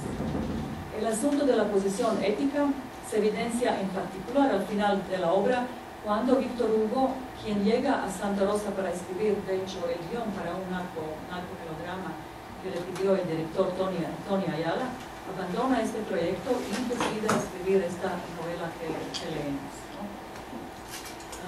Y lo hace porque se siente abrumado por los hechos que presencia. Y esto no es ficción, esto es lo que verdaderamente él puede ver pasar allí. Son masacres, secuestros, abusos impunes. Entonces abandona el proyecto y termina escribiendo esta obra, ¿no? Y él lo hace a pesar de las advertencias de su madre, que le pide olvidar todo lo que vio. Aquí su madre le pide no escribir sobre esto, no voy a leer ahora lo que dice, pero el hecho es que la escribe en 1991, pero no se publica sino después de su muerte. Y hay muchas historias que hace poco mencionamos por qué no se publicó esta obra.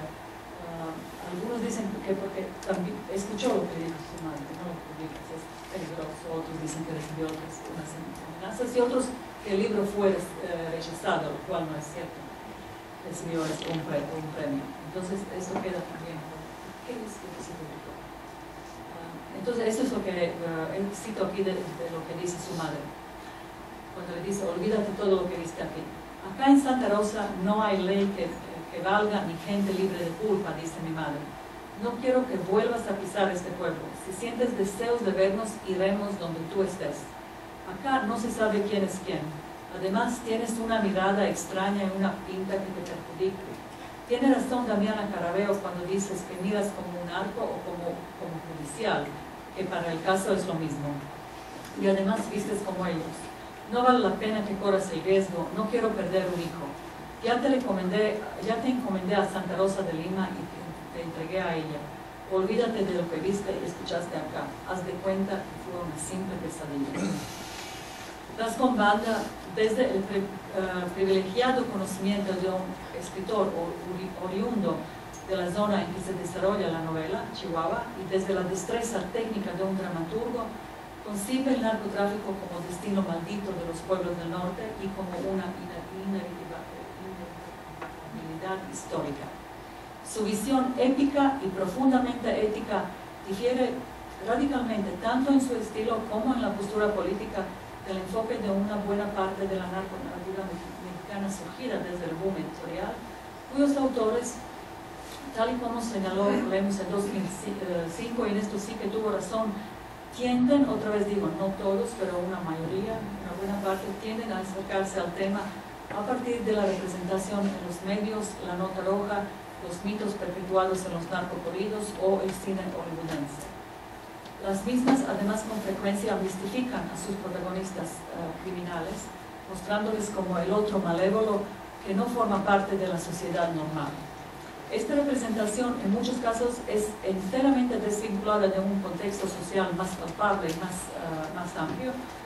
Y en este sentido contrasta para mí cabalmente con la representación del fenómeno narco en lo que yo llamo la primera fase de la narconovela, en los 80 y 90, donde, como señalé anteriormente, el negocio narco se aborda desde un contexto social y histórico específico y sus protagonistas se consideran para el bien o para el mal, no como parte integral de las comunidades retratadas y no como este otro anómalo o anormal, no sé qué.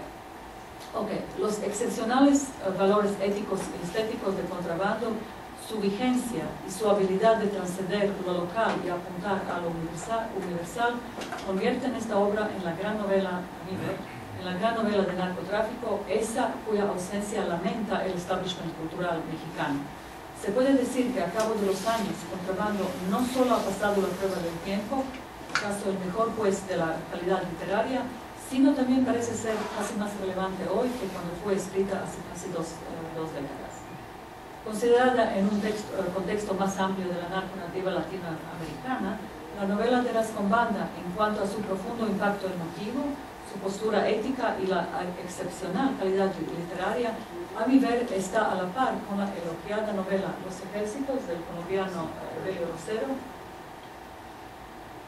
cuyo autor también reconstruye el drama épico nacional desde las márgenes, desde los poblados alejados de la capital, devastados por la violencia, también aquí perpetuada por varios actores, tanto por el Ejército Federal y los paramilitares, como la guerrilla, los narcotraficantes, quienes, como dirían los personajes de Contrabando, vienen a ser allí o en México uno mismo, ¿no? Entonces, último párrafo, el abundante corpus de la narconarrativa mexicana, para los que sepan leerla, es decir, para aquellos capaces de acercarse a este género sin prejuicios, representa un lugar idóneo para estudiar cómo el narcotráfico afecta el imaginario nacional y de qué manera las percepciones literarias del mismo entran en conflicto o diálogo con discursos locales y globales sobre este fenómeno. En su conjunto, dicha narrativa, por encima de las diferencias éticas, estéticas e ideológicas, ofrece testimonio de la prevalencia en la sociedad mexicana de lo que Rosana Requillo llama la cultura de la ilegalidad, un entorno social en el cual la corrupción, la impunidad y la relatividad ética, practicadas inclusive desde las cúpulas del poder, se han convertido en el marco inmoral y la norma de la sociedad.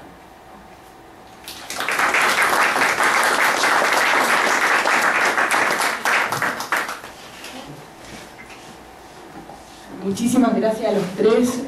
Creo que se tomaron puntos sumamente importantes que tenemos que trabajar en torno a la narconarrativa. Uno de ellos es, por supuesto, la polémica en comparación al centro y el norte, la buena o mala literatura a nivel estético y también lo ético, por supuesto, sino qué significa escribir una buena novela de narcoliteratura. Creo que los tres trabajaron, a mi gusto, son de las mejores novelas que trabajan el tema. Pero la idea es que ustedes también hablen y que pregunten, cuestionen y conversemos al respecto. Entonces vamos a dar la palabra al público.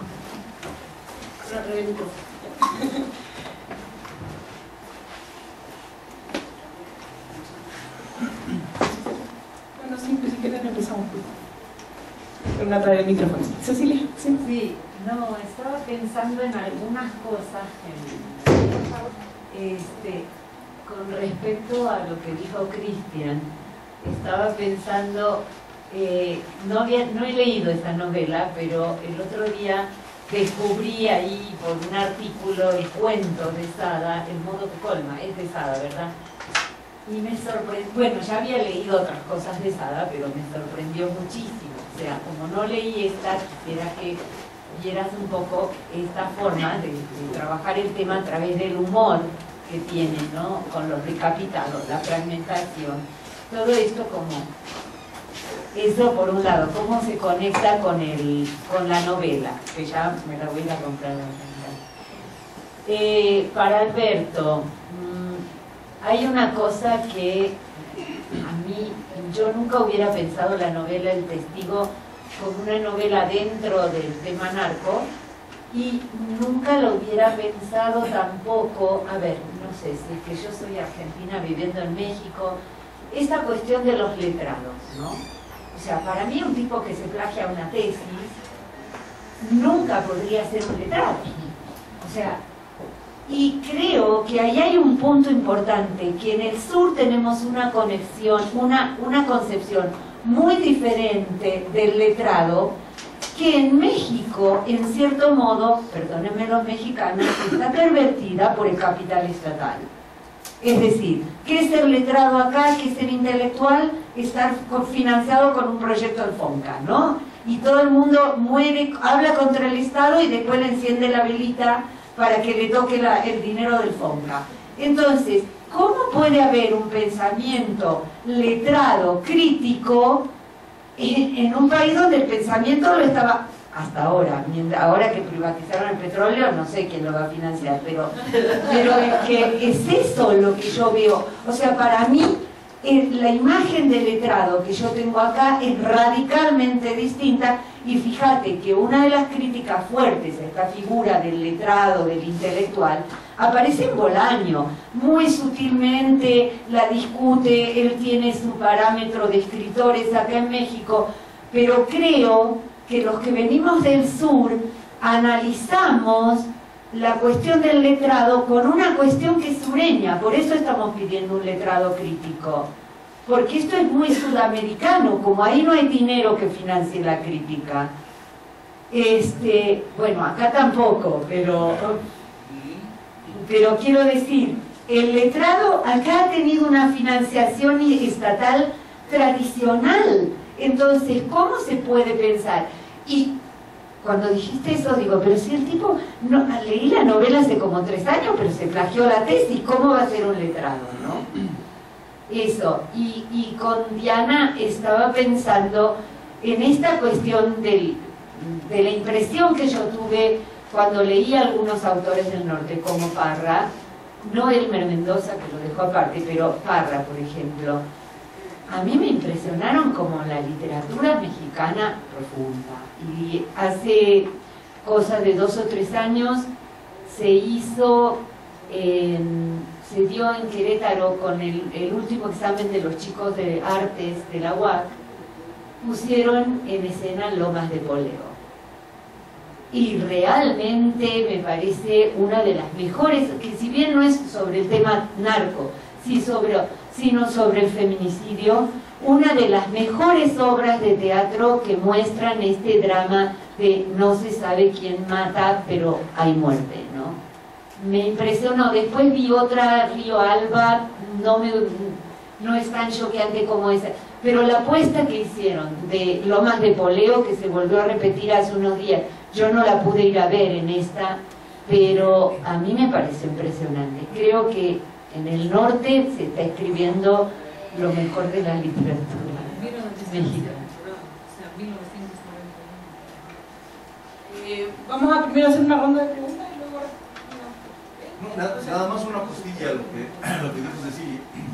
En México, hasta bien avanzado el siglo XX, los años 20 del siglo XX, un letrado era no únicamente el hombre de letras, sino los notarios y los abogados.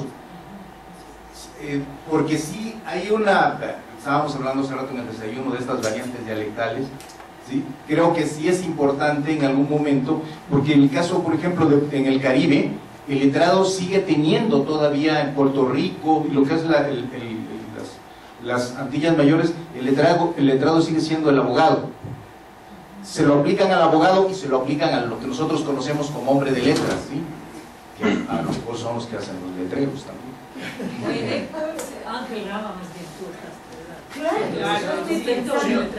No, pero además, o sea, acá yo llego a la UNAM y me encuentro y digo, la primera vez que vine, que fue desde Estados Unidos haciendo mi tesis, y me pongo a conversar con alumnos de doctorado y digo, pero ustedes son intelectuales, y me miraron, ¿nos consideras intelectuales? Un chico que entra a letras en Buenos Aires ya, aunque no lo sea, desde el primer año se siente un intelectual. Y acá, o sea, no lo son, ¿no? Y se ponen a pelear con los profesores porque yo soy un proyecto de intelectual al menos, ¿no? Y el profesor le dice, bueno, mire, tome, lee estos 15 libros y dentro de 2 meses volvemos a discutirlo. Y acá, gente que estaba haciendo un doctorado me dice, ay, gracias, me dijiste intelectual, pero yo no conocía México. Ahora que lo conozco, digo, y entiendo toda esta política en cierto modo norteamericana de fabricar doctores y todo esto en ciertas universidades, yo digo, pero qué lejos está de lo que yo considero un modelo de intelectual. Y cuando a mis alumnos me quieren hacer una tesis conmigo, empiezan, no doctora, pero con usted es muy difícil, porque usted, para hacer una tesis con usted hay que pensar mucho. Claro, otra cosa es agarrar un modelito teórico, aplicarlo y sacamos maestros en serie. Y después pero esos chicos no se sienten intelectuales, ¿me explico? Ni siquiera se sienten letrados. Y ya no lo digo de observación mía, sino del sentimiento de esa gente, ¿no? Esos chicos no se sienten intelectuales. Y tanto Chile como Argentina como Uruguay, ya el que entra a una facultad de humanidades ya es yo leo, ¿no? Eso. Muchas gracias por tan magnífica mesa. Definitivamente se recuperan y se reabren muchas polémicas en las que hemos estado involucrados desde los años 80. Cuando el gobierno de la Madrid se impulsa esto que se llamó Programa Cultural de las Fronteras, empezamos a pegar de gritos. Estaba ahí con Mendoza, había muchos nombres, Gerardo Cornejo, etc. Rechazando la idea de que se nos mande presupuesto desde el centro, con este asunto de traer cultura al norte, porque no hay cultura. Solo hay carne asada. Bueno, era como ecos de Vasconcelos, de Novo, etcétera, despreciando el norte. Y lo encuentro todavía acá, es decir, Lemus no es otra cosa que un eco de este centralismo arrogante que cree que escribir en literatura urbana es escribirse en la literatura universal, e ignorar los problemas del país es algo nice, es algo que deben hacer los escritores. Hablando específicamente de literatura de feminicidio, quiero dar una anécdota que calza perfectamente con esta polémica. Las chicas de un grupo reunido bajo el taller Letra S escribe este libro, El silencio que la voz de todas quiebra, un libro muy mixto, con testimonios, diarios de víctimas de feminicidio, en fin, incluso por ahí documentos forenses y demás, en respuesta a lo que las autoridades de Chihuahua decían en ese momento, que a las muchachas se les mataba porque ellas andaban de putas, directamente, así decían. Entonces, ellas estaban dando otra versión. Lo que quieren hacer los escritores del norte es dar este testimonio y corregir estas malas visiones del centro. Estas chicas trajeron su libro, muy lindo, un libro que estamos distribuyendo en PDFs y en fotocopias, porque tuvo una edición muy pequeñita ahí en la ciudad de Chihuahua, en edición de autor. Se lo trajeron antes de esa edición a Elena Poniatowska para que ella las ayudara a abrirse paso en el mundo editorial del centro, y Elena Poniatowska directamente las ignoró porque eran del norte, si no saben eso. Meses después sale el primer gran libro, escrito por un periodista del centro de la Ciudad de México, Víctor Ronquillo, Las muertas de Juárez, y se cree que es el libro, cuando ahí hay muchos datos que las mismas chicas habían tenido en el primer libro. Es decir, seguimos en la misma de los años 80. Este país cree que solo se piensa y solo se escribe desde el centro, y bueno, es solo un comentario que estoy siguiendo, pronunciando todo el tiempo, gracias Diana, porque coincido con todas las líneas que tú has escrito, y mucho de mi trabajo va en ese sentido. ¿Sabes cuando los norteños se repiten? Entonces, ustedes somos resentidos, ¿no? Entonces ninguna crítica de estos descentralismos se acepta porque el centralismo ya no existe, o si te quejas, eres resentida. Mira, es así. Buenas tardes. Buenas tardes. Con mi pregunta no quisiera salirme del contexto de este coloquio, pero bueno, yo vine porque yo soy estudiante de Ingeniería Civil. Vi el título del coloquio y me interesó venir, más que nada porque, bueno, hace rato escuché la plática de Cristian sobre la novela, y mencionó también la película del infierno. Yo creo que hay una similitud entre la novela y la película, de lo que habló sobre la familia y el narcotráfico. Hay una escena que me impactó mucho de la película, donde matan a los primos y luego piden respeto. Dice el papá: respeta el cuerpo de tus primos. Pero digo, ya los mataron, ¿no? Entonces, con la novela que él mencionó, me parece que solamente es un reflejo de lo que pasa, más no es una crítica. A mí me preocupa mucho que, bueno, ahorita porque estamos aquí en la UNAM y, bueno, somos éticos y tenemos valores, pero si vamos, por ejemplo, donde yo vivo en el estado, en Iztahualcoyo, la gente que ve El Señor de los Cielos solamente ve un reflejo de lo que pasa, pero no lo ven desde el punto de vista de que es de que está mal. Nadie les dice que está mal. Disfrutan viendo esas series, ¿no? Entonces a mí me preocupa que esta narcocultura haga perder los valores de muchas personas que no tienen educación, pues.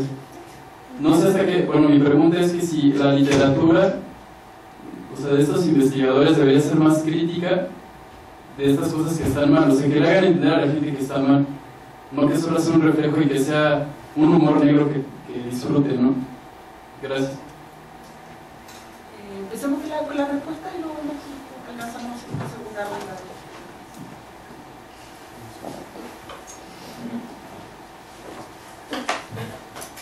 Pues, gracias por tu comentario. A mí también me preocupa muchísimo también lo que expones. Yo también vivo en este país, veo cómo se está desintegrando este país, veo con gran preocupación lo que está sucediendo, pero, y con eso estoy completamente de acuerdo con lo que expuso Diana, también veo cómo hay un giro en la narrativa, y veo cómo en los últimos años se ha dado un giro hacia la representación comercial de estas violencias, ¿no? Y estoy completamente de acuerdo que Contrabando, por ejemplo, es una gran obra. También estaría completamente de acuerdo con que Daniel Sala es un excelente escritor, es un gran estilista, pero me resistiría a leer esa novela, El lenguaje del juego, únicamente en clave de denuncia, ¿no? Y creo que lo que he dejado claro en mi intervención es que en términos axiológicos, en términos de aquí hay una postura ética, moral, la novela es obra. En términos también de denuncia y testimonio, la novela también es obra.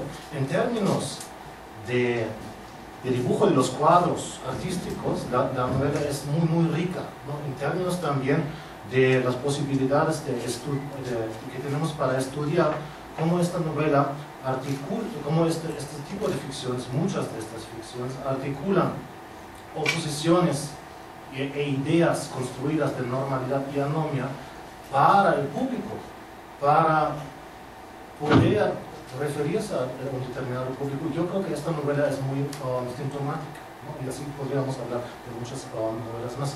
Mira, y yo creo que existen también, para enterarnos sobre lo que está sucediendo en el país, existen también los escritos de los sociólogos, Luis Astorga, por ejemplo, que tiene una visión muy, muy clara de las transformaciones del país, ¿no?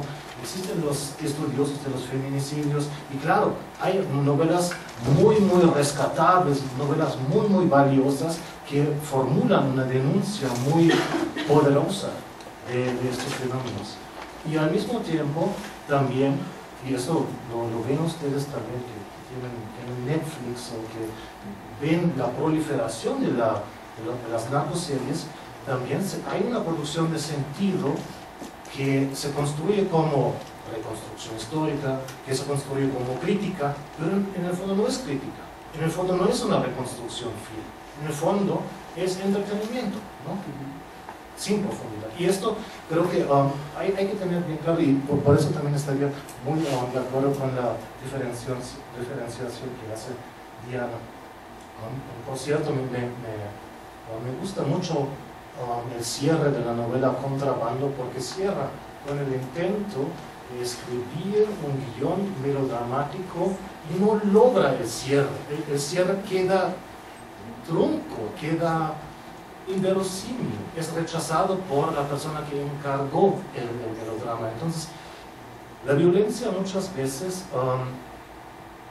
nos lleva frente a experiencias límites que no podemos representar, y si caemos en la tentación de representar estas experiencias, muchas veces es dentro de pautas sumamente convencionales. El melodrama, por ejemplo, es la forma, creo, más simplona de representar la violencia, y justamente lo que hace Contrabando es rechazar esta posibilidad de cierre y genera con el rechazo una novela abierta, ¿no? Eso también creo que es importante, porque muchas de las ficciones que pueden comprar en este momento en el mercado de libros tienen un cierre de sentido, no dejan al lector con muchas preguntas, sino responden preguntas, y frente a un fenómeno tan desconcertante como la destrucción de este país, más bien ficciones deberían generar desconcierto, preguntas. Yo siempre recomiendo también una novela que, por cierto, es la última novela de Luis Humberto Crosby, que yo sepa, es Tijuana, Crimen y Olvido. Una novela monstruosa, porque no logra cerrar ninguna de las tramas. Todos los personajes acaban mudos, desaparecidos, sin posibilidad de cerrar las narrativas, de articular las narrativas frente a la violencia que está sucediendo. La violencia es un fenómeno que nos enfrenta con la imposibilidad de construir un sentido sin ambigüedades sobre ella, ¿no? Y este desconcierto, esta perturbación también debería quedarse plasmada en las ficciones, y muchas veces eso no sucede, porque muchas veces, y aquí el infierno es un buen ejemplo, nos causa la risa loca, catártica sobre lo que está pasando, ¿no? Yo me quedaría mucho mejor con otra escena de una película. A lo mejor se acuerdan como en la película de Amat Escalante, Eli, la mamá está friendo este huevo estrellado en la cocina, y en el trasfondo ven la escena de tortura, ¿no? Esta representación de la absoluta deshumanización, y en el primer plano tenemos la cotidianidad. Yo creo que eso es poderoso, eso es desconcertante, y creo que así debería ser el arte. La niña que vuelve muda. El arte no nos debería reconciliar con una carcajada y luego nos vamos a la casa como después de una película de superhéroes, ¿no? Y eso también. Para responder, claro, ese modo que colma es un cuento poderosísimo de Daniel Sada, que juega con esa dimensión de lo abyecto. Podemos asimilar lo que estamos viendo, esas cabezas cercenadas, esos cuerpos mochos. ¿En qué medida podemos asimilar esto dentro de nuestro mundo simbólico? Y Daniel Sada en este cuento juega de forma muy inteligente con esta frontera mental que es lo abyecto, y cómo estos personajes no logran asimilar lo que sucede. Y la propuesta de Sada es una propuesta no solamente psicológica, sino también un trabajo en varios niveles con el lenguaje, con el ritmo de la prosa, con los dobles sentidos de las palabras, con la sintaxis también mocha, cercenada.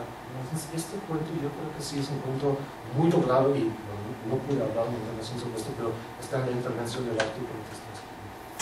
Gracias. Yo quisiera añadir que tu pregunta sobre la posesión ética es muy importante, y concuerdo con lo que dijo nuestro compañero, pero yo a veces hago estudios comparativos entre Colombia y México, y siento que el aspecto comercial impide un poco esa reflexión ética. Algo que yo critico de la serie Narcos es eso, que está en los años 80, pero ideológicamente también está ubicada en los años 80, no hay un proceso de reflexión sobre Pablo Escobar. Pero en la literatura colombiana sí encontramos ese proceso de reflexión que tú buscas, ¿no? Entonces, un autor que logra eso, por ejemplo, Juan Gabriel Vázquez, con el hecho de que visita las ruinas de la hacienda Nápoles. No tenemos la hacienda Nápoles en su esplendor, unos narcos, sino tenemos unas ruinas de esta sociedad post Pablo Escobar. Entonces yo creo que en el caso colombiano sí hay un poco de esta reflexión de esta posición ética, que fue lo que nos dio esta sociedad que creía en el consumo del dinero fácil de los cobardes. Pero sí, estoy de acuerdo, ¿no? Que nos exige como lectores también. Y la otra pregunta sobre el letrado tiene que ver con el intelectual, yo lo así, ¿no es cierto? No sé la definición de letrado acá, me parece que en México el letrado es un abogado, un abogado con letrado. ¿Sí? Bueno, de donde yo vengo no. Vive con falta de ortografía. Pero el letrado y el licenciado, mira, el único que se licencia. Yo utilizaba esta excepción con la idea de Ángel Rama, ¿no es cierto? Y en Franco. Es el letrado como el intelectual que se convierte en crítico de la cultura que hay. Y lo que me interesaba con la novela El Testigo es ese proceso de fascinación y de entendimiento que Julio Valdivieso, un letrado de letras mayúsculas, de la cultura, con C mayúscula, empieza a comprender lo que hace Constantino Portela, que para él es un escritor de narrativas del norte, que me interesa. Pero al final empieza a comprender que Constantino sí ofrece una visión muy clara de lo que está pasando allí, como esa fascinación con la narrativa también puede ser legítima desde esta mirada de este otro intelectual que tiene un buen lector. No sé a qué pregunta debería contestar. Quizás un comentario sobre las narcotelenovelas, que también vino en YouTube, pero así como partes, porque en Australia nadie los muestra, nadie tiene interés. Pero también se me hace, creo que demuestran, claro, no son críticas, pero demuestran para nosotros que leemos textos como la existencia de un capitalismo gore, para mí, es esto, eso es lo que yo veo. Es como nos demuestran que no solo en el mundo narco, nuestro mundo en general es así, ¿no?